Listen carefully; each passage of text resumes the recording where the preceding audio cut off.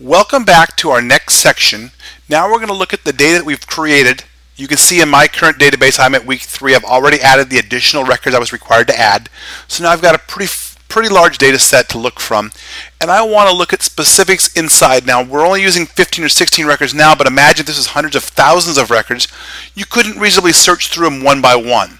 But we have some clauses, particularly the where clause, I'm showing it to you now, where I can select a subset or a filtered version of the data. So I'm going to go ahead and use the employee ID. It's a pretty good field to use, where it's equal to the value 1.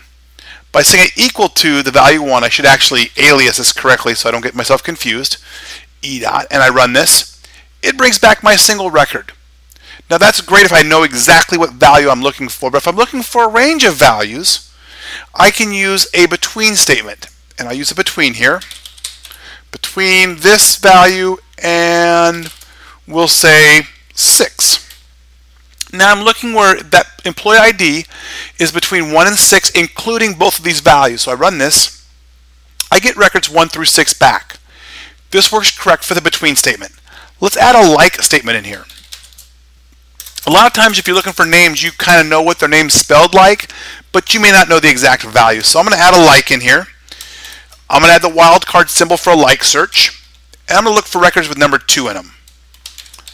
Now I put a wildcard on either side of the 2, which indicates I'm looking wherever 2 exists. If I run it this way, I bring back 2 records.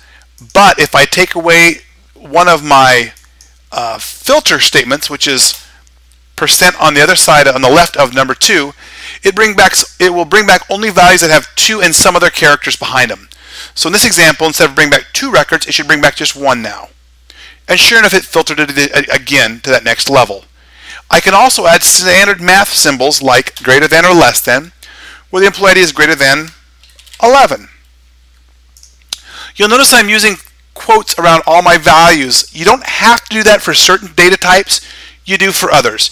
If you're using date time ranges with the hyphens and the slashes, you need to put quotes around it or single ticks around it.